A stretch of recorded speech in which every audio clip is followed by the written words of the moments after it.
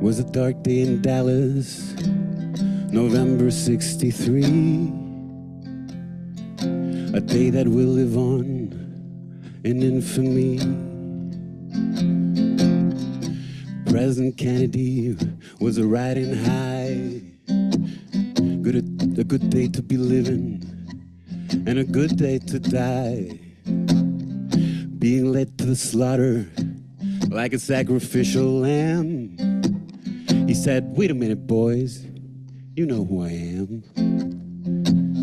Of course we do, we know who you are. Then they blew off his head while he was still in the car. Shot down like a dog in broad daylight. Was a matter of timing, and the timing was right. You got unpaid debts, we've come to collect. We're gonna kill you with hatred, without any respect. We'll mock you and we'll shock you, and we'll put it in your face. We've already got someone here to take your place. The day they blew out the brains of the king, thousands were watching, no one saw a thing. It happened so quickly, so quick by surprise, right there in front of everyone's eyes. Greatest magic trick ever under the sun, perfectly executed, skillfully done. Wolfman, oh wolfman, oh wolfman, howl. Rub-a-dub-dub, it's a murder most foul. Wolfman, oh wolfman, oh wolfman, howl. Rub-a-dub-dub, it's a murder most foul.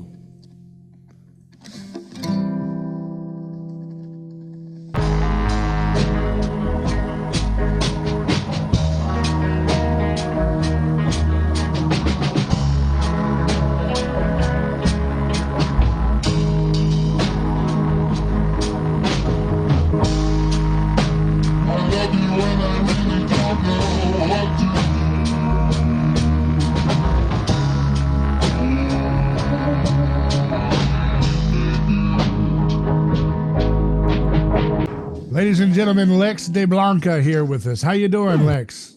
I'm doing excellent. Thank you, David, for having me on. And thank you for that opening. I mean, my goodness, it's wonderful.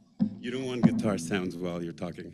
I mean, this is fantastic. I mean, I always say, and people have said it too, that my show is like an apocalyptic Mr. Rogers for adults, and you just showed us exactly why. You just showed us why. You never know who's showing up around these neighborhoods, right? Well, there you go. Thank you, David. And you're joining us live from Montreal, right? From Montreal, Canada, which is humid and disgustingly hot right now. Oh wow, you're telling me, man. I live in Florida, okay? Oh, it's true. It's true. That's close to home. That's too close to home. Talk about humidity. Look at me. I'm like a melting Viking right now. How far are you from Key West?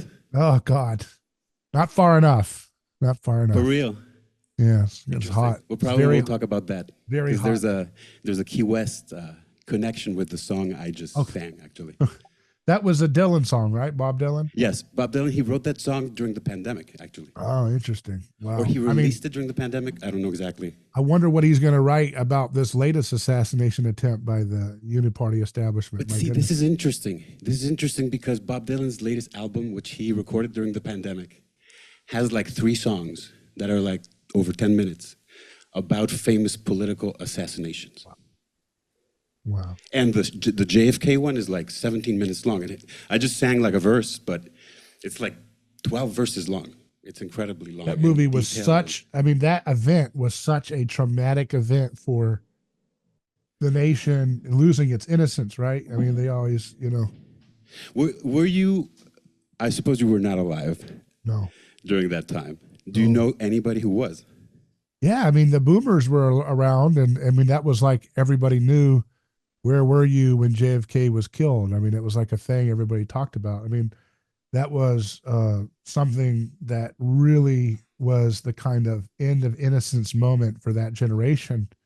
And unfortunately, so many things happened there. I mean, Ron Paul, the former congressman, says that's the time, that's the day that the coup took place, in which the Yes, unelected intelligence agencies firmly took full control over the apparatus of the United States of America.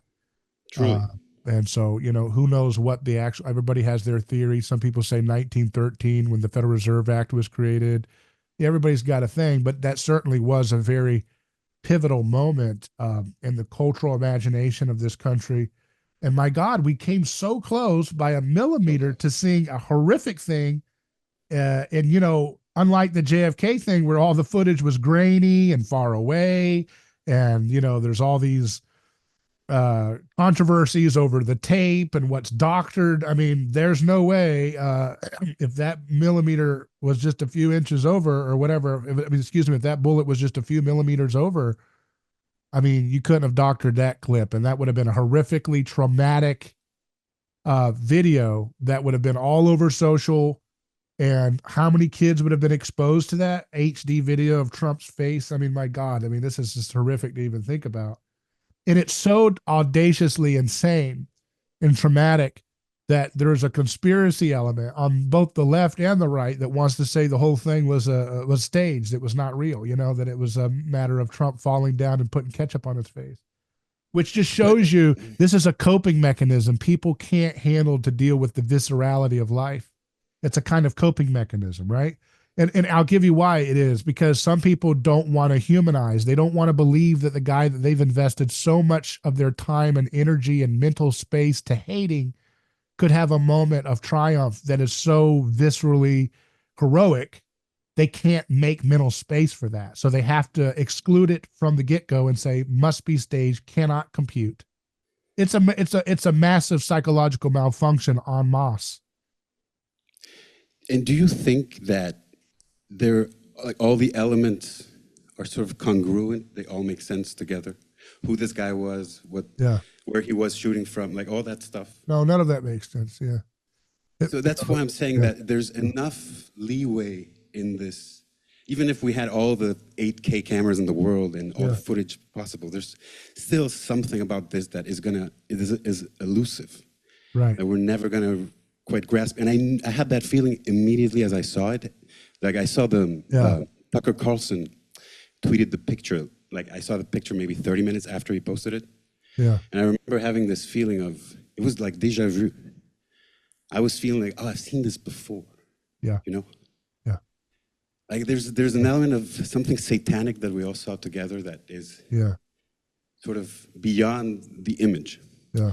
So that's why I'm like, Well, that's there's how no way Satan. there's not gonna be a conspiracy about this. Yeah. I mean, that's what. Even if, That's what. even if, you know, Yeah. What Jesus said. How can Satan cast out Satan? Right. Which is the power structure of all societal cultural myth making is all built around this kind of Satan casting out Satan dynamic. Now, from an anthropological perspective, that's dealing with the chaos that must be assuaged with ordered violence, which is when there is a time in which someone is disrupting. It could be someone or just events. Could be a plague, could be a famine, could be a pandemic, could be whatever time of rapid change. And it could be incited by someone who's a little bit of a difference maker, whether they're good or bad or whatever. That you're referring to Trump. Yeah. And in this case, Trump fits the bill of the scapegoat supreme. I've written about this since 2016, 2015, publicly. Yes, I read and, it. Yes. And, you know, this is the biggest story politically of our time. I don't have big corporate media backing me. And so it's been like this underground story I've been trying to seed like Johnny Appleseed to whoever will let me have a voice. But I think this is an idea whose time has literally come into real life. And I think more and more people are going to get a hold of this idea that it's, and people are binary thinkers. They typically think, oh, Trump's either villain or you're saying he's like a Christ-like figure. And it's like, no, this is a simplistic, simpleton way of looking at things that is not at all what we're talking about. What we're talking about is that the scapegoat mechanism that Jesus refers to when he says, how does Satan cast out Satan? Is the idea that human beings, when they have times of disorderly desire, when people are stressed out, when they're at each other's throats, when they're in a state of hyper competition. Doesn't that sound like what we see all around us? That Surely. there's always this unconscious move towards relieving that stress by looking at someone who is different in the crowd of our society. Too smart, too short, too beautiful, too ugly, maybe a disability, maybe a different way they look, maybe a different way they talk, maybe they got one eye, whatever it is, dwarf, giant, whatever it is, there's something that stands out arbitrarily that makes them an easy target for irresistible blame to be thrown at them and say, you're the one that's caused all of this unsettled feeling that we are psychologically experiencing. Destroy that person or expel them from the camp, and then our problems will be resolved. And that's what we saw on display in this event as an attempt at a scapegoat mechanism. Now, it was miraculously evaded by Providence, right? Yes. And so again, I believe it. What happens is the binary thinking people among us will typically, it's like they can't handle, people are just human beings, okay? But God orders events in a way that allows us to reveal the patterns and symbols of reality that we ourselves, in some sense, construct, and then he enters into and allows us to see the truth within them. That's how much God respects our free agency. He did not tell human beings to do human sacrifice and scapegoat mechanism to create order. We created that on our own because we didn't know how to manage our stress. We didn't know how to manage the stress of sin and envy and making mistakes. So we created this on our own. And God said, okay, this is not how you're supposed to do it, but if this is what you make meaning out of, I will enter into your space from beneath, from below. That's why he comes in a manger. He comes in a food trough. He doesn't show up on a king's throne flying down from the sky. But he comes in from beneath, and he comes into the situation of our mythic making ideas, and then he allows us to see the truth penetrate our own delusions. And the delusion is that we can continue to persist in doing these sacrificial, violent acts in all the different forms that they happen. They will continually cause division and psychological unrest the more we keep going for scapegoat violence, the more we keep doing sacrificial violence, whether it's in the form of this attempted assassination or the attempt on imprisoning him, on the attempt of taking his property away and destroying his family and slandering him as the monster of all monsters, or whether it's going to war with or proxy wars or sanctions that starve and sacrifice millions of people, innocent lives around the world because their government doesn't agree with our mafia government. Regardless of what those types of sacrificial violence are, our society cannot be bound together by that old religion. The word religion means to bind together. And we cannot be bound together by that old time religion. We must be bound together through love. Only love can unite us anymore. And do you think that that was successful? What's that? Do you think that the cross, like what you said, because I've heard you already describe the cross as being like a yeast infection through a bread, where it touches one point and then it spreads throughout from that point. So do you think that the infection is complete? No, it's ongoing. It's ongoing, and it's complete if we in our mimetic, because humans can change on a hive mind dime. Boom. You know, look how much people hated Trump, and now they actually like him now. Yes. That happened in one move. All he had to do was get nicked on the ear and stand up and show courage under fire. That's literally what he did. He literally showed courage under fire, and that was enough to separate all of the, well, he said this, and he said S-hole countries, right? And he said this statement. He said that. He did this. All of it melted away when you see a man truly believes what he believes. He's not ducking and running like a coward. He stood up, not knowing whether there was another shooter to finish him off, not knowing whether the incompetent folks that seemingly were supposed to be protecting him had not finished the guy off, the original shooter. You know, he didn't know. He got up. They were surrounding him. He said, no, hold on. And he made his point to let the audience know, I'm willing to put my life on the line just to let you know that we're going to be okay. And, you know, we are going to be doing something to fight for what we believe in, no matter what. That is so viscerally transcendent. That's what, you know, remember, we are incarnational beings in the Christian world. Mm-hmm. We're action oriented. Yes. Action always is beyond. Performance art is always greater than rhetoric. Yes. Okay. The You aesthetic. are the main proponents of that idea, Yeah. in fact, in these circles. Yeah. The aesthetic is always more important than the logic left brain hemisphere of our minds. You know? Yes. Language is actually a left hemisphere operation mostly in our brains. And I think the right brain is the one that is more intuitively, viscerally moved by beautiful art. And that was art in real life, right? The right hemisphere brain gets up and they see him get up and he pumps his fist, 77 years old. And people say, oh, but it wasn't that big of a wound. Dude, when you're in that situation, not only is it dangerous for you to ever stick your head out again, but number two, your adrenaline at a 77-year-old body, at the level of events that he goes to and the level of filet-o-fishes that he eats, then that's, what I'm saying, he's not eating like perfectly healthy. He's eating inflammatory foods in addition to probably some good food.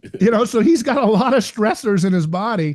Yes, and to be able to get up with that level of adrenaline, that adrenaline would knock you out enough. Alone would knock you out. Just the adrenaline, like, your heart's pounding like 1,000,000 miles a minute. You don't have any energy to get a word out at that point. You're quivering, you're shaking. And to be able to compose himself and to stand in the moment was all, even his haters at CNN, Jake Tapper and these people, and Chink, Uger, or whatever the guy's name is, whatever his name is. Yes. Sinky, Chink, whatever. I don't know that guy, but whatever his name is, these people are moved viscerally by this moment, and it overrides their left hemisphere brain of sort, categorization, you're in, you're out, enemy, friend. All that dissipates when you see the aesthetic of the scapegoat mechanism defeated. It was like a literal, visceral, a dying and rising event. He goes, he's nicked, he goes down, he comes up. It's like a pattern, a symbol of the ordering of the universe. Yes. That Christ has ordered. We have winter and then we have spring, resurrection, right? All the plants die, the animals hide in hibernation and torpor because of all the poofa they ate. They go into slumber in the winter and the dark months, and then we rise again in spring, right? Everything about the universe has been patterned off of this, this psychological thing and this visceral experience that we all have being in this planet Earth. And so, it was, now? What's that? What now? What's after this? Because I cannot imagine the ramifications of this are going to be immense, I suppose. Yeah. Well, the free, he is a person who has free agency. No one's saying that he is, some kind of a prophet or a priest or whatever. Nobody's saying that he's devoted to mimetic theory or some kind of deep anthropological thing. Although I hope that this is an opportunity for him to grow closer to imitating the power of Christ more intentionally, rather than just because of the visceral kind of happenstance of this moment. So, but what I'm saying is he has free agency, so he could turn into a really bad person. He could be really bad. He could do a lot of worse things than he did before, is what I'm saying. It's because he has free choice. He can make those choices himself. But, I doubt that. I think he will probably become more magnanimous. When you are brushed with your own mortality, there's a kind of humility and a kind of, you saw the video of him walking into the RNC convention last night. Well, he looked magnanimous. He was smiling like someone who is in a state of euphoric relief that they're still alive. It's that look. He had that look on his face like you almost just died and now you're hanging out with your friends and you're watching them sing karaoke. You're just like, yeah, everything's fine. It's like, all is good with the world. I'm just soaking every moment in right now because I would not be here except for me turning my head for a half a, second. To check a chart. So that has a way of kind of, humbling somebody on a deeper level. And that's probably exactly what he needed to hopefully become a greater leader than he's ever been in his life. So one can only hope that he can, follow through with imitating Christ more intentionally in this way going forward. And I do think it's interesting. JD Vance, his VP pick. I never heard that name before in my life. Yeah. He's the senator of Ohio. And, he tends to be a little bit more anti-war than some, and that's good. And I remain very skeptical of politicians, and he does have a lot of politician-ese on him. But one thing I do like about JD Vance is that he's very familiar with Rene Girard and mimetic theory, and in fact, I believe he credits mimetic theory with helping him convert to Christ. Wow. And so he also happens to be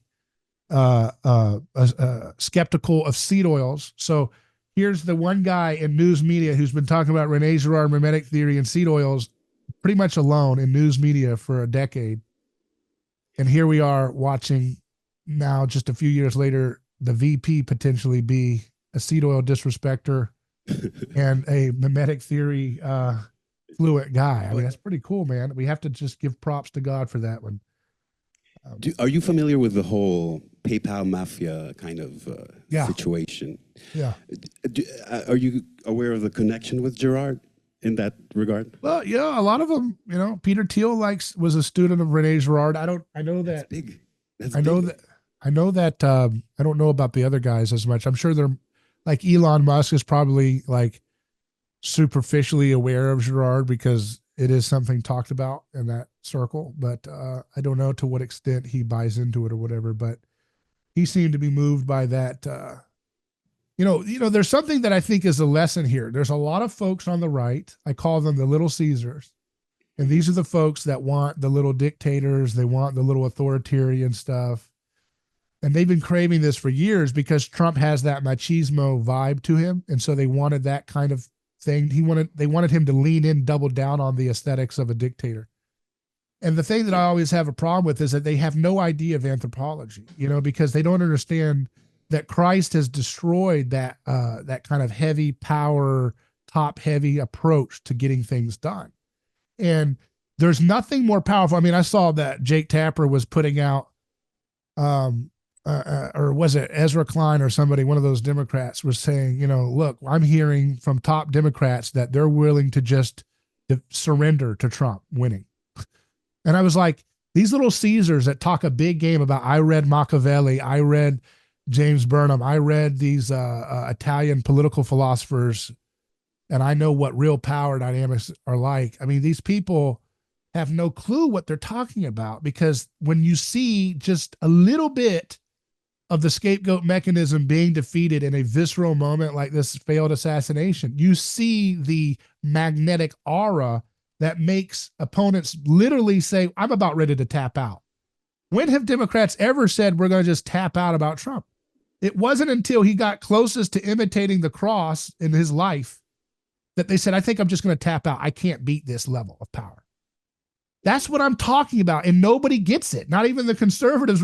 Everybody gets it on a visceral level, right? They get it because they're moved by it, but they can't, you know, they can't let that impact their left hemisphere brain part of their thinking, which dominates their normal daily assessment of things. So they can't do that. We have to get power and use Caesar power stuff. And it's like, dude, you have no idea anthropology. You have no idea redemptive history and how things are unfolding. You can't go back in history and rewind the clock back to an age in which the scapegoat mechanism was not as defeated as it is. You see, the thesis of my show is that it's progressively being defeated. It's progressively falling apart, right? So that Jesus dies in 33 AD. When you get to 150 AD in history, the scapegoat mechanism is not nearly as tattered as it is in 1250 AD, 1580 AD, 1642 AD, whatever. You just keep going, and the scapegoat mechanism as a habit of human behavior is increasingly losing its effectiveness wherever the gospel story is spreading and infecting a community. And so to the point where we get to today, and it's based, by the way, on the level of infection is typically based on how much, on the type of media technology that governs the society that you're in, right? So it spreads through print, and it has an effect on the human mind based on how print has an effect. And then it spreads through, you know, whatever, television, telegram, the telegraph. It spreads through now Telegram, the app, right? Yes. It spreads through the HD phone. It spreads through Zoom, like what we're doing right now, and the technology that you're harnessing in your own studio. In each way, each media evolution has a different ecological effect of allowing that spread to penetrate the human species more and more in different ways. And so, do you think that there's an end point? And I guess that's something I asked you already in private. Since you're talking about a progression, I'm interested in what you think the direction is or should be. Yeah. Well, it says in Scripture that Jesus will reign at the right hand of the Father until he has put his enemies as a footstool under his feet. And then you look in another passage and it names the enemies that Jesus is fighting through history. And it's sin, the devil, and death. Okay, so let's think of these things archetypally or whatever. We can think of them as representing something different about evil, right? Sin is kind of like what you can think of sin as like the individual level of evil, like the envy that we have, the ego behavior that we do, the way we treat other people, right? Not forgiving, not putting others above ourselves, all the ways we miss the mark in terms of pursuing the excellence that God has called us to. That's sin. Mm-hmm. The other one is the devil. You can think of Satan as the kind of, not just in the persona that we think of, but also the more structural, institutional way of evil, like the scapegoat mechanism, like wars and lies and corruptions and Jeffrey Epstein Island structures and all that nonsense, right? Mm-hmm. And then the final one, which is death, right? That's this other enemy that Jesus is fighting. And death, not only is death to be defeated literally, but death is not just death as in you're dying, but also the decay of the world. Remember in Romans, Paul says that creation is looking for the sons of God to set it free from its bondage to decay. That's represented in the concept of death, because death, all these three are all intertwined together, by the way, these evils. But that you can think of it like death as this reign of decay, of stress, of disease, of cancer, of sickness, of not optimizing our biological vitality the way God intended, right? And so that has to be eliminated. Sin has to be eliminated, and the devil has to be eliminated, and they will be defeated by Jesus in history through his body on earth as it is in heaven. So it's happening, and it's progressively happening, and it will be complete at some point. Now, how that works out in terms of the timing and whether we got another 1,000 years on earth or a couple days, it's not my job to say. In fact, I think history is radically open. I want people to stop and think. I have said publicly that if Trump, instead of doing a rally and getting everybody all riled up in anger at January 6th and the protest, when he was feeling like they had rigged the situation, if he had just had a silent protest where he blocked off a few streets in D.C. and did a silent plank where he just laid face forward with his suit on, with his tie off to the side, he just laid face down on the road in a silent protest, Gandhi style, that would have done more to unite the world around the values of his movement than anything he did with the rally and we're mad thing, right? Because the crowd is a lie. So when you rely on crowd logic, it doesn't mean everybody in the crowd is a bad person. It means when you do group think crowd-like behavior, it's very easy to spill into trouble, which is what we saw. All it takes, because humans have a magnetic power when they're in a crowd. It's like a hive mind takes over. And if everybody starts jumping up and down, it's very hard to not want to start jumping up and down. If everybody starts chanting USA, USA, it's very hard to not be pulled into that mimetic power, the magnetic physics that's going on there. In the same token, if you get a large group of people who are pushing back and fighting and all of a sudden there's brawls starting, that adrenaline rush magnetically, contagiously falls into your heart as well. And you get drawn into wanting to push and shove too. It's very hard to resist that. So the crowd is a lie. It's a place of deception. You don't want to rely on stoking crowds to find the truth. All right. And so if Trump had relied on a nonviolent protest that day, he would have already been where he's at now. He would have already been there a long time ago. So I said that publicly. Possible. What's that? I think it was not possible. That would have never been possible, because I think he didn't have the kind of advisors around him and stuff. Sure. But there was also another kind of scapegoating thing that was going on that was boiling since the election. There was like a month, maybe 2 months of really progressive, everybody going insane over this. So I feel like he was swept into a thing that was bigger than anything he could have ever controlled. You know? Yeah. I mean, well, it's possible, but yeah, it was very unlikely that he would have ever thought to do what some I'm kind of. Is that people were going to show up and do something stupid, no matter what kind. Yeah. But if they had saw him do that, if he had not announced a rally and they just saw him do that, they would have mimetically imitated his nonviolent protest. I don't think he was that kind of leader, though, back then. Right. He is now. Right. Though. That's what I'm saying. All I'm saying, I'm not saying that he was thinking of that as an option. I'm saying I demonstrate that as an illustration of how radically more powerful performance art for nonviolence is. To look at me, I got a big angry crowd, I'm powerful. That's the Little Caesar stupid stuff, right? The Little Caesar people think it's cute and cool when you can get a crowd really angry and really fired up and 100,000 of them chanting your name. That's because they're more imitative of, again, earthly power than they are of the way of Jesus, which is always going to think a little bit more strategically about what you're doing. Because remember, Jesus defeats evil not by submitting to it, but by allowing it to fall on its own inertia through a kind of social aikido. He always takes the momentum, and then he allows it to fall on its own face. That's what the cross is all about, right? Okay, you want to crucify me? Well, guess what? That cross is going to be the symbol of your empire in a few years. How's that sound for you? Okay, so that's how we do it, right? Now, does Trump thinks he's powerful? Does he truly understand the power of the cross? We don't know. Maybe he'll get a glimpse at it. It's not about me judging his mind or heart or whatever. But what I am is I'm looking at this as an anthropological event happening in real time, and I'm assessing it and saying what the possibilities could be. Because, in other words, what I'm trying to get at is history is totally dynamic and in flux. And like that little cliche that people say a lot, so many years can happen in one moment. Yes. And then like sometimes years go by and it feels like nothing's happening. But all of that is all mimetic, right? It's all mimetic, right? We can choose to do radically beautiful moments.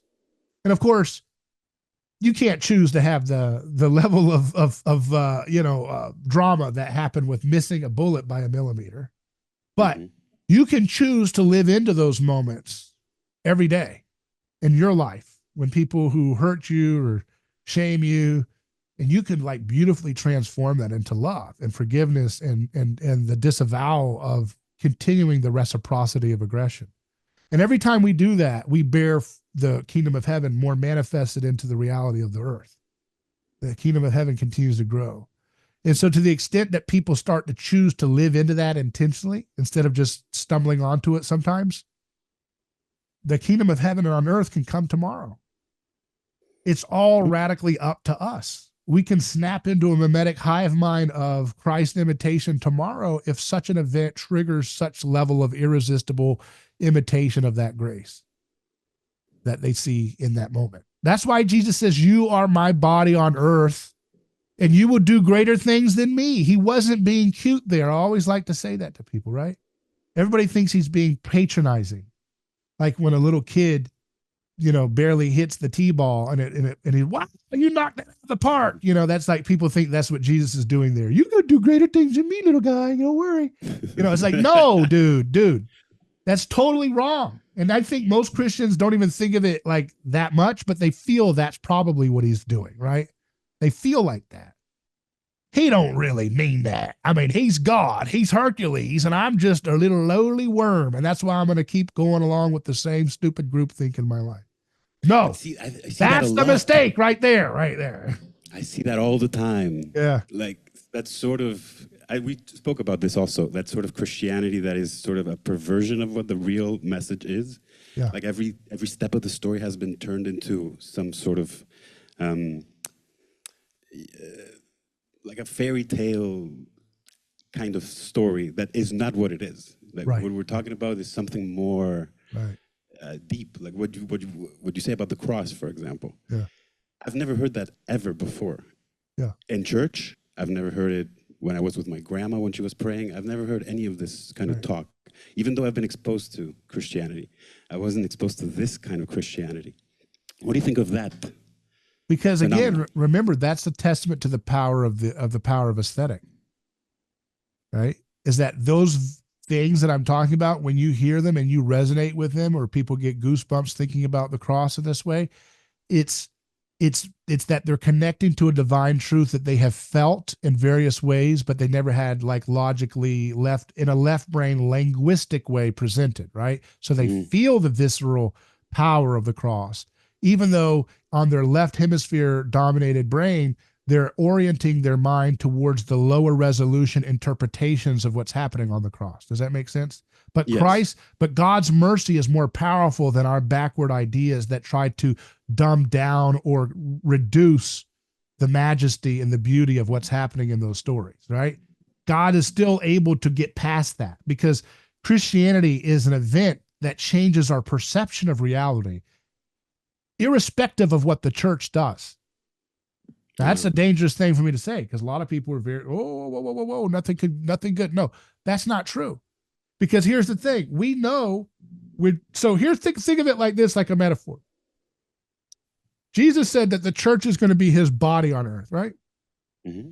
So when Jesus' body was physically on earth before he assigned that role to the church, was Jesus the only one experiencing the kingdom of heaven? Think about it. It's a basic question.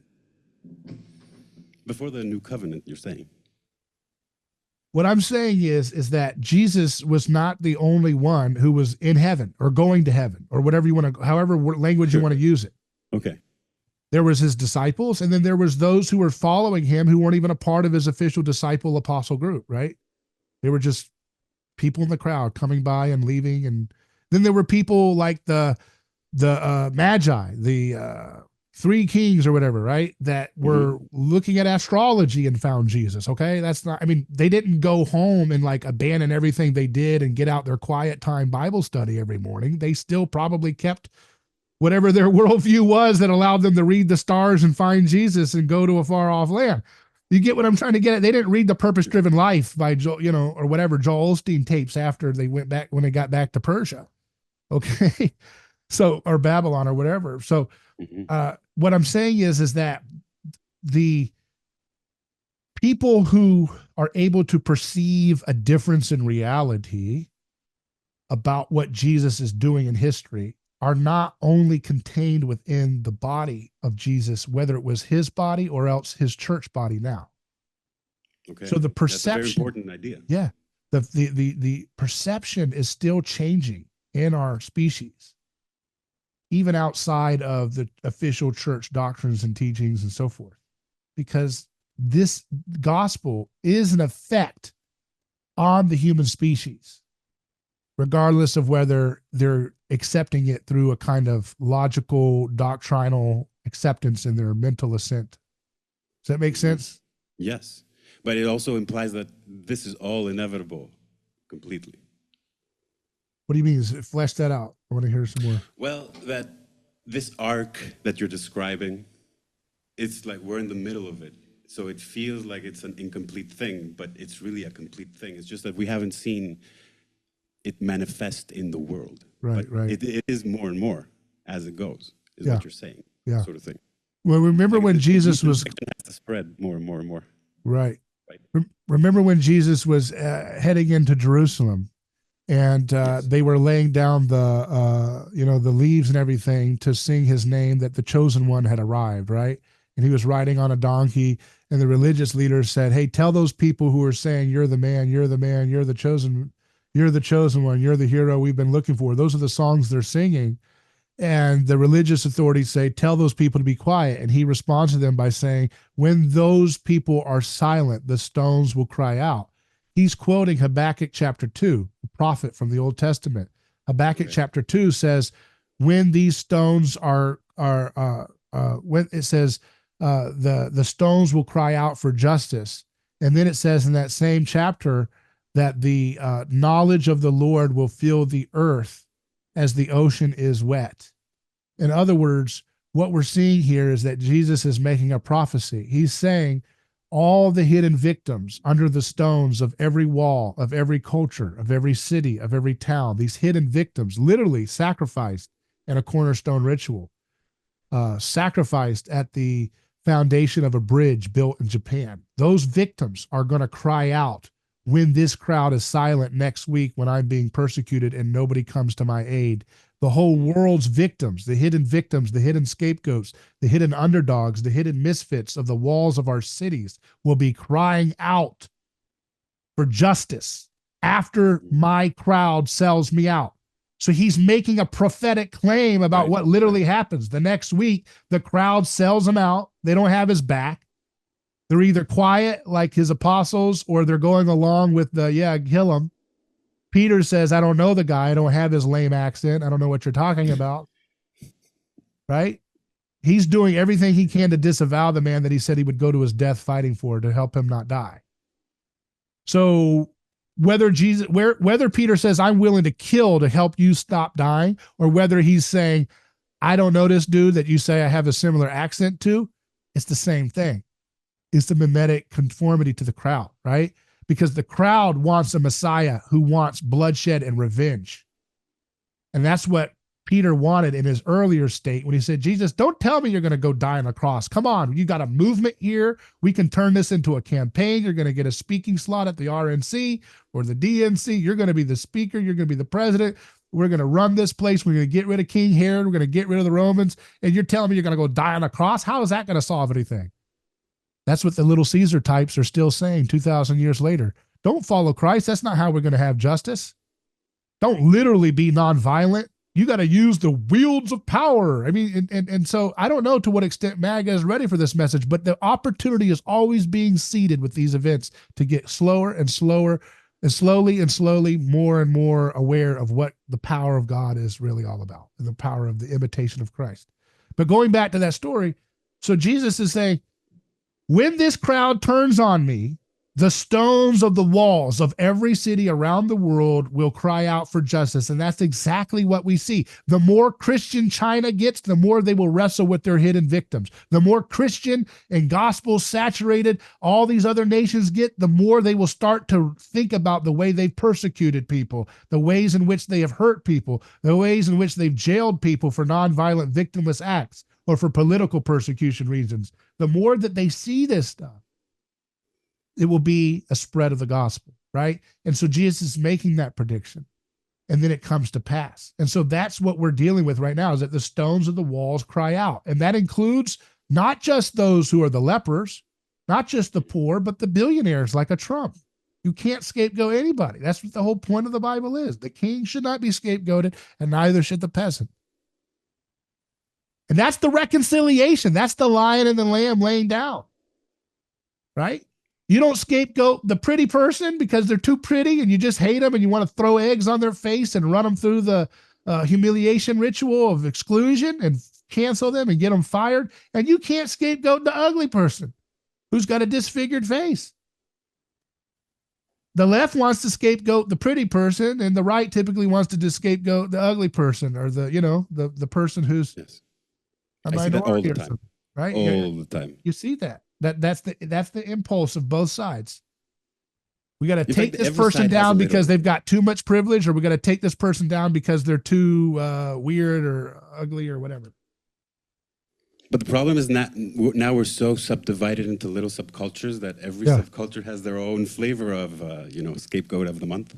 But see, the more that these remember the sign of Jonah. The sign of Jonah is important here too. That's what Jesus said. The only sign I give you is the sign of Jonah. What's the sign of Jonah? It's obviously talking about part of that being the fact that that he, you have the belly of the well experience, right? You're going into the well. He's running from God. God gives this man a sign of, hey, go tell these people you hate that God, I love them too, and they can be forgiven. And he says, oh, hell no, I don't want to do that. And then what happens is there's this adventure. He goes on a boat, and then there's a storm brewing. He's like, all right, look, I'll be the sacrifice. So he feels guilt complex. He's still mediated by the same sacrificial impulse that says that those people in Nineveh shouldn't be forgiven. I can't go tell them to forgive, that God forgives them, right? That same impulse is still operating him when he says, okay, self-flagellate me, kill me, throw me overboard because I'm displeasurable to God, right? And the sailors are like, yeah, have you done something that displeased the gods? And they hesitate for a moment, and they throw him over. And then this whale archetype comes and swallows him up, and that's the 3 days in the the grave, and then he spit out on the beach. He's got a new lease on life. I mean, that's what Trump just had. He had a belly of the whale at the moment, right? And what he does and see, here's the sign. Here's another part of this message, right? Jonah doesn't fully get perfect, right? That's what I'm saying. Let's not make this a cartoon. There's no telling that Trump will fully get the message that he's been given here, because Jonah goes and tells the message, but he's really resenting even afterwards. He's ticked that they buy into it and say, yeah, all right, we're going to be more like God. We're going to be forgiving, and we accept God's offer of repentance. He's like, oh my gosh. And he's mad, right? And the story ends with Jonah is mad that, he begrudgingly went through the mission that he didn't want to do, and it worked. And he's not happy with it. And the story ends with this kind of little story about a bug eating the plant that he's getting shade under. It's kind of like a comedy or something. But I never read this story, by the way. Yeah, it's a great story. But what I want to say is that when Jesus they're asking him for a sign that he's the Messiah, he says, you guys are foolish and wicked for wanting a sign, but if there is a sign, it's the sign of Jonah. That's like my calling card to understand what I'm going to do. Okay, and so there's a few layers here. He has the obvious parallel of the dying and burial and resurrection, like the whale swallowing him and then spitting him up 3 days. But there's also the parallel of this message that Jesus does, right? He has to go to the pagans, the people of the outside world, because remember, because of the way it happens, the way he's sold out by his people, it ends up spreading to the whole world through the Roman Empire and the whole area around the Mediterranean. Yes. So, that's what Jonah does, right? He goes to a foreign nation and he tells them, hey, you too are loved by God. So go ahead and act like it, right?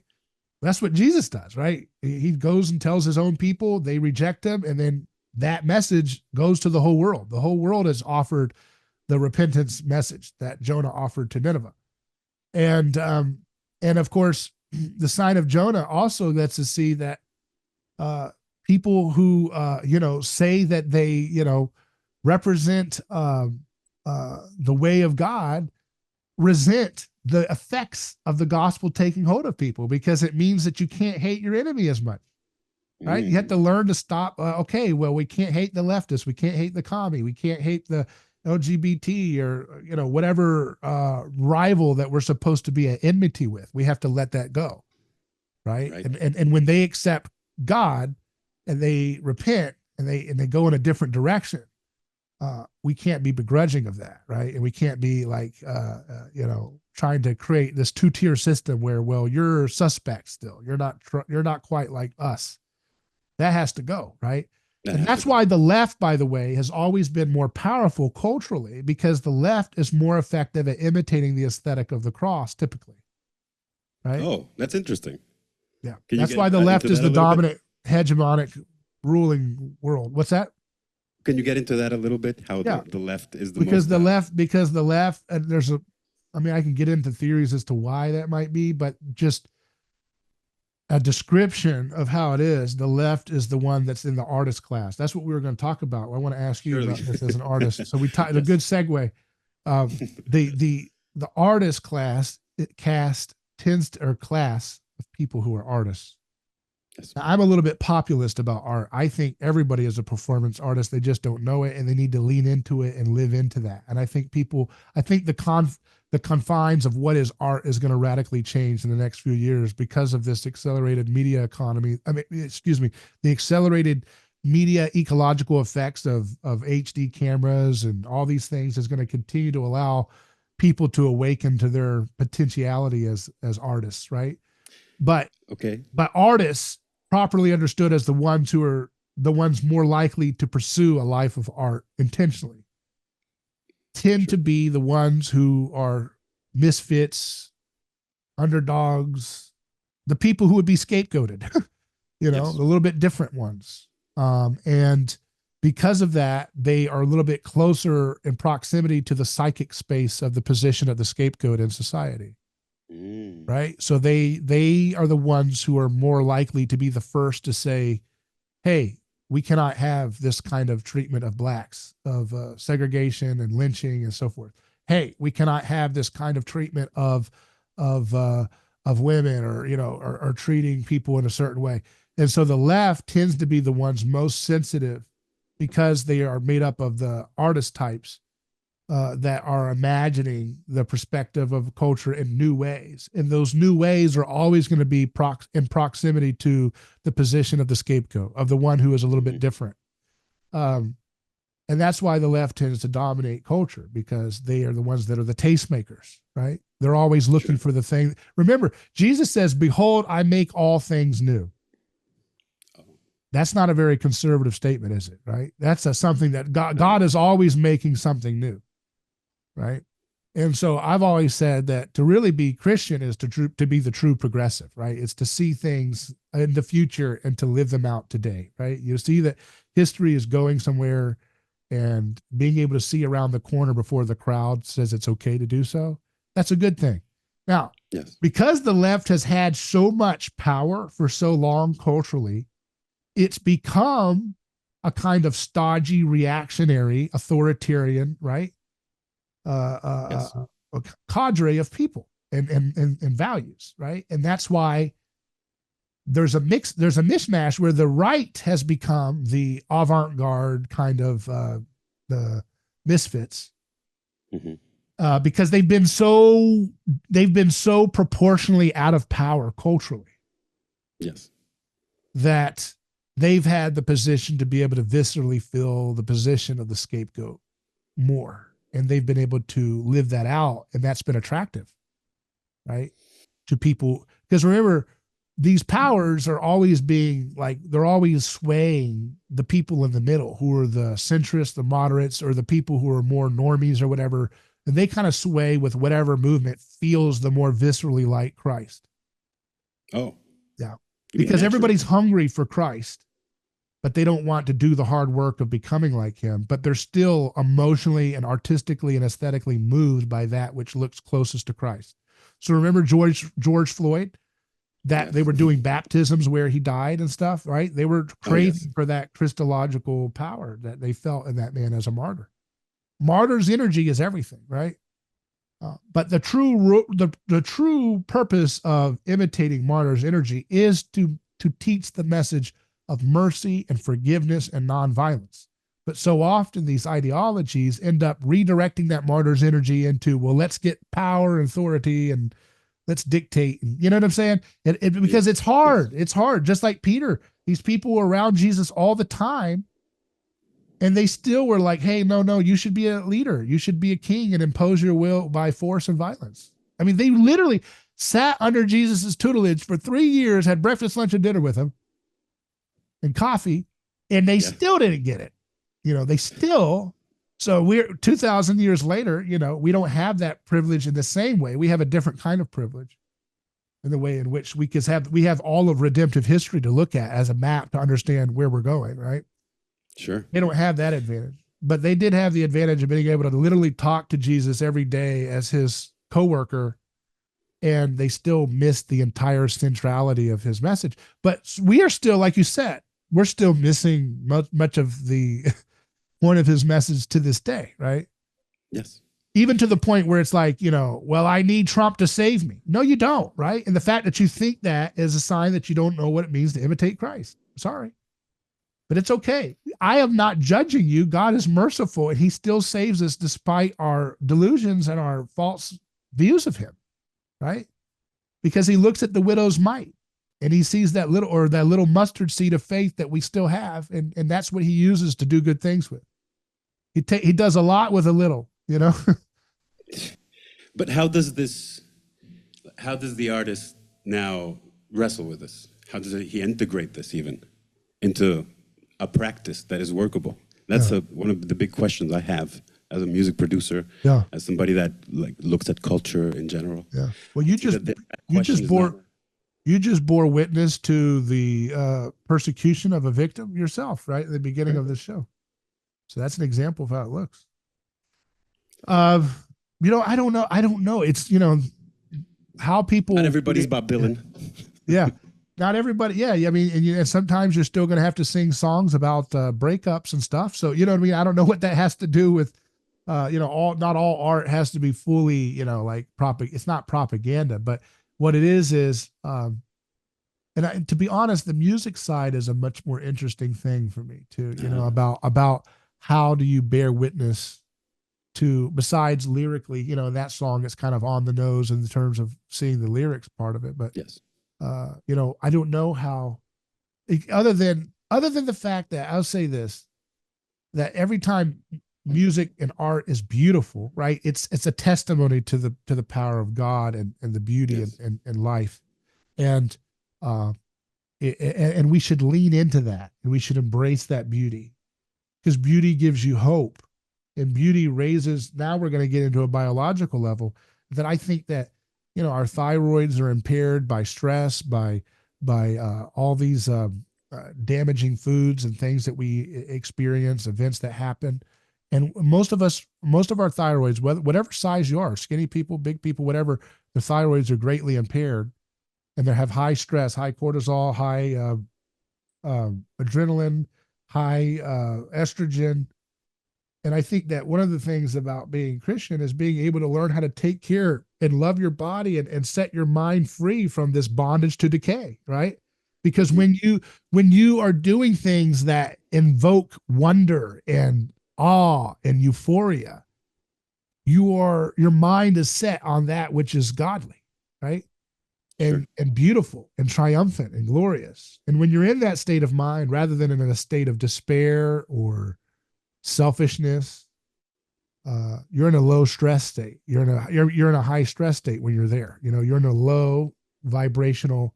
Your thyroid's weak, your adrenaline's high, your cortisol's high, your ghrelin's high. All these hormones that make you feel a certain way, that fight or flight vibe that people have. Yes. That's where you're disconnected from your creator, right? I'm very prone to those things, by the way. Yeah. So I know exactly what you're saying. When you think about like being set in the Garden of Eden, that's a lot of fruit, and fruit's good for your thyroid. So God wanted us to have a high vibrational thyroid. So we're creative. We're spontaneous. We're gregarious. Jesus says that such is the kingdom of these when he's referencing children. That's what the kingdom of heaven will look like. Well, kids have a high thyroid. They have a high progesterone. Progesterone is the hormone of the youth. It's the fountain of youth. I love this take, by the way. I've never heard this. Isn't that crazy? Yeah. It's not crazy. It's beautiful, right? Thyroid is everything. Yeah. Well, it's part of it, right? God says love God with all your heart, soul, and mind. And part of that means learning how to take care of your freaking body so you're not mentally insane. Yeah. I agree. And so there's a lot of people who reject God because they're mentally insane. Right? And they're stressed out. They have trauma they haven't been able to process because they have a low thyroid and everything else is out of whack.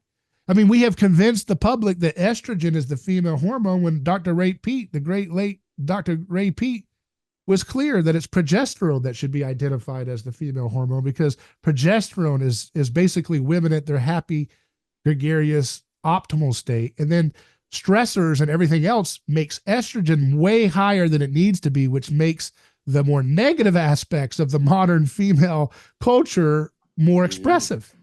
But the best of womanhood is when women are properly nourished, just like men and women, everybody. The best of manhood, the best of womanhood is when people are eating right, they're taking care of themselves, they're sleeping well, and they're doing the things that are nourishing to the body and soul. And when they're in that state, then they're more creative, then they're more spontaneous, they're more forgiving. Dr. Broda Barnes wrote a book. He talked about so many of the people he sees, they come into his office and they're on the verge of divorce. He checks their thyroid. It's weak. He gets the thyroid healed and they're happy. They restore the marriage. Wow. So people are sitting there, thinking of hobgoblins on their back, trying to get them to be evil. And in fact, it's their hormones that are out of whack. But tyrants, see, Satan and you think about Satan on the anthropological level. He's the state. He's the powers, right? Ephesians 6:12, we wrestle not against flesh and blood, but against principalities, right? Mm-hmm. So think of that as what Satan is. Tyrants want us in a low vibrational, low thyroid, high stress state. You're easy to control. You're easy. When your serotonin's high instead of your dopamine, You're easy to control. Mm. You see, you're That's easy interesting to to meet. say that. Serotonin is considered the happy molecule by the establishment, and in fact, it's actually important. But it's important to numb you out when you're in a state of high stress. When you're eating right and thinking right, and your mind's right, and you're meditating on beautiful things and doing beautiful, happy things and positive things and forgiving and loving, that serotonin will be diminished. You'll have more dopamine. Dopamine is considered not allowed. People Yes. are, oh, don't touch dopamine too much, right? That's too happy, too euphoric. You can't be euphoric. We'd rather you have serotonin, which is a numbed out feeling. All right. You know, it's so much stress and trauma and anxiety, your body releases serotonin, kind of numbs you out. Then people get on these SSRIs. It's all about increasing serotonin. I was on that for 10 years, so I know well. And it makes you numbed out, doesn't it? Yes, yes. That corresponds to a period of my life where I was retired from making any sort of art whatsoever. It corresponds Exactly. to me taking antidepressants. Exactly. See, that proves Even my if in the point. moment you don't realize it really, once you're off, you realize, oh, I was in another place. I was in a different, reality. Yeah. I had to free myself from a lot of that stuff. I was doing things that was stressful to my body in terms of the things I thought I had to eat or something like that. And it was making me stressed out. I'm like, what the hell? This is not me. And then one superpower people have told me that I have that nobody around my age group has is that I never lost my childlike wonder. They all, they cash your childlike innocence in when you're supposed to get to a certain age. And I never cashed mine in. I still believe that we're going to have anti-gravity. Everybody else checked that out after what, 8? Okay. And I've kept that going, right? It's because we're going to have flying cars, man. Yeah, through sheer willpower, I guess I've kept my thyroid vibrating high, even though I've had a lot of stressors in my life. You're going to have a super thyroid. Yeah, I don't know what that is. I think that's just, that if you're, the joy of the Lord is your strength, right? If you have the joy of the Lord, you can make it through anything. And people think that the stress state, that's another thing that we've talked a lot about, is the stress state is people, even in religious circles, they buy into the propaganda of the tyrants that like, God will love me if I suffer myself enough. He'll love me then, or if I'm whipping myself, flagellating, whipping my back, that high stress state is what God wants, right? Like he's this distant, brutal Marine or something who's like, drop and give me 700 push-ups if you want me to give you a little bit of love. It's like, come on, this is so stupid. This is the kind of God that we construct in our own image because we like hard to get love. That's why nobody pays attention to the real God, right? Rene Girard said, God died for us and we can hardly care less. But the moment a supermodel walks by, we're coveting her gaze at us. You see? Yes. Because that hard to get dynamic is at the heart of this stress framework, right? Have you heard Jason from the 2-Bit podcast talk about? Yes. I've been on his show. Yeah. He talks about this, like the vengeful son thing. Yeah. Because you were talking about that earlier, about how like everybody's sort of reacting in this sort of wave of violence that is repressed around society. How can you even break through that, break past that? You know what I'm saying? Like it's the spirit of the age is to have violence, is to feel enthralled by violence, have the dopamine. No, it's not. Effect the violent. I don't agree with if the spirit of the age is scared to death of violence. Okay. But it's aggressive. It's still aggressive. It's still stressed out. It's still. I shouldn't say violence. I should say revenge. But all right. So how many people? Okay, I used to say this line, but now it has more meaning now that what just happened with Trump. I said this for years. It's like how many people like hate Donald Trump, right? And you say, oh, millions, right? And you're like, okay, well, how many leftists and liberals who hate Donald Trump, if they could have their way, would like to see him crucified in Times Square? Okay. You see that number just drop down dramatically? Look sure. how many people have come to mesmerize their hatred of Trump into a kind of fondness for him. Even that Uyghur guy from the Young Oh, Turks. for real? I didn't know that he did that. Yeah, he said this guy looked badass. He looked heroic. It was awesome when he stood up and pumped his fist and said, "Fight, fight, fight." I was moved, right? This guy hates him for a living. He makes millions of dollars hating a guy. I'm very surprised by that. And he openly admitted this guy moved me, right? So what I'm saying is just seeing that was enough to show the softness and the lack of violent appetite most people have. So let's go back and say how many liberals that hate Donald Trump and say he's all this worst things would say, let's have the government arrest him and let's publicly have him crucified and executed in Times Square or something, or in front of the White House. Now you got to remember they did crucifixions like a Saturday evening movie in the Roman Empire. That's called an appetite for violence, okay? Sure. We cannot compare the two societies. Oh, we have to compare the two societies because that's the only way we can understand what is happening. We are not getting to the vengeful son. Now, I understand the point that Jason's making, but what I'm saying is we're not going to get like the Spartacus revolution is not happening, okay? Now, doesn't mean that you can't have spurts of violence pop off, but as a society, we increasingly are losing our appetite. Okay, our scapegoating aggression is like a carnival ride that we're on over and over and over again, and we're getting nauseous and more nauseous the more we do this damn dance. And it's a cursed damn dance, right? The more we're on this ride, we're like, get me the hell off, all right? Everybody wants to get off, but they're afraid to get off because they think the moment they let down their violent prerogative, their enemy's going to beat them and kill them or get them. Sure. So it's still fight or flight response, which means the key to the kingdom of heaven is to restore the body and soul, which means get your thyroid fixed. You think, I mean, look, yes. I know this is crazy to think about, it's not. But it's so down to earth. That's what the wisdom of God is. It confounds the wise. People over here trying to make a diagram chart about how to like solve all these complex stuff. And it's like, get your thyroid fixed. And when we start to take care of our bodies and health, get rid of the seed oils and all this stuff, we're going to find out that this violent vengeance son thing is going to cool off and whimper off fast. If there is such an appetite. I guess I was referring more to the sort of the reaction, the sort of like, oh, you did this to us. Now, basically. Yeah, I mean, it's there. It's there. You know what I mean? It's there, but it's mostly bark. There's not a lot of bite to it. And yes, there's always a psycho that's willing to do something. There's always an anomaly.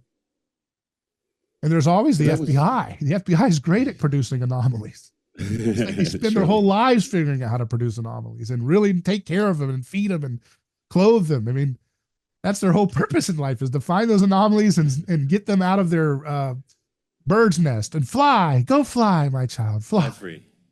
So true. All right. So you seem to be positive to where this is all going.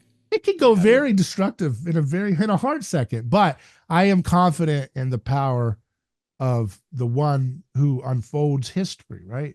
Jesus is the master of history. Now, I'm not saying that as some other that has got us on an autopilot. I still think it requires our free will and our free agency, but he is able to make a masterpiece out of our worst mistakes. I always say this, people are afraid to do anything great or excellent because they're afraid of making mistakes. But our greatest mistake as humans was to crucify God himself. And we are still able to survive. We're still able to thrive, right? So even in our greatest mistakes, we're able to triumph. Right? I get it, David. What tell me about art? I wanted to learn more about art. That's what I wanted to. Because I always listen to your show and you always present yourself as an artist. And it strikes me as, oh, this is true, but I feel like nobody really gets this. Because what you do as art is not necessarily obvious on the face of it, that it's art. Sounds like, on the face of it, sounds commentary, sounds like analysis, but it really isn't. It's an art form.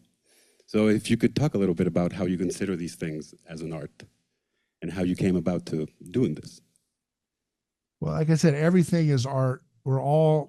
Every time we get out there and do a Facebook post, that's a kind of art to tell people, hey, my cat was saved from the bush, the high tree, and I got him out. I mean, you're telling a story. You've just created a piece of art through your transmission of your story. we have an opportunity to be co-creators in our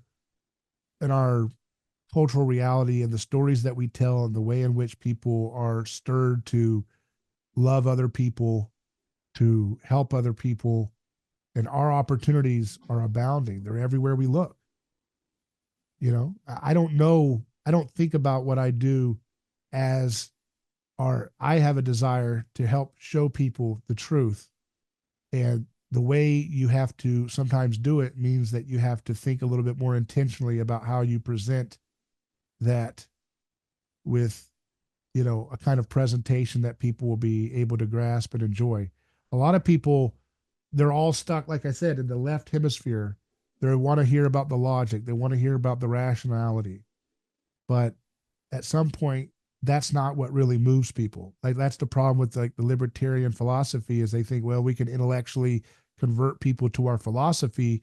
Enough people will realize that we're right, and they'll be wanting to, you know, like intellectually persuade, and the whole world will be converted through intellect. That doesn't happen. Yeah, I've that heard way, that. right? I heard that before. Yes. It doesn't happen that way, right? It happens through people being just um, inspired by role models, right? That's why Mhm. I want you to tell us, as someone who makes art and you do this for a living, you right, you're an audio engineer. Yes. What do you do uh, to imbue soul and truth and beauty into the work that you do? I was retired mostly for the last 8 years, but I came back recently during the pandemic, actually, after the pandemic, because I felt like I needed to have a sort of social role. Because up until that point, I was just like a writer for hire. You want a song, I write a song for you, kind of thing. And so, and I got pretty high up that hierarchy, but I realized that what I was putting into it was nothing but narcissistic. Yeah. It was writing about me or about some, you know what I mean, like a person, not about things that have more depth or meaning.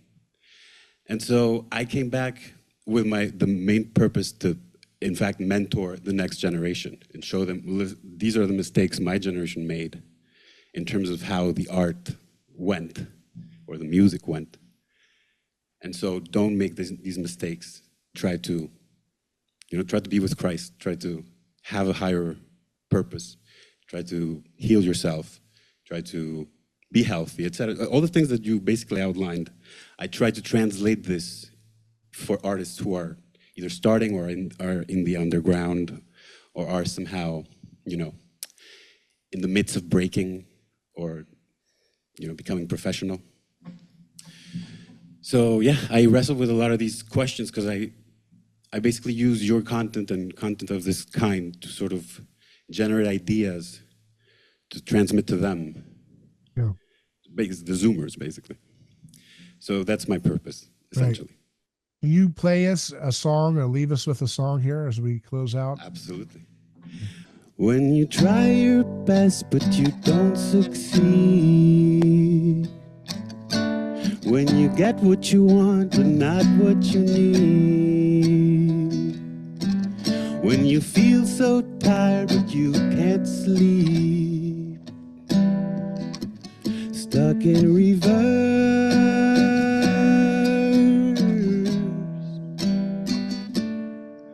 and the tears come streaming down your face, when you lose something you can't replace, when you love someone but it goes to waste, could it be worse?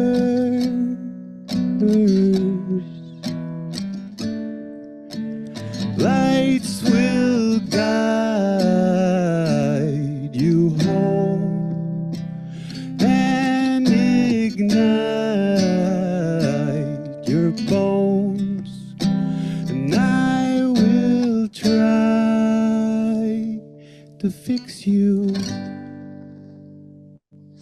Thanks, Lex. I really appreciate you coming on. It's been a great talking to you. Thank you so much, David. It was a pleasure. Thank I you. hope we do it soon. Let's do it again.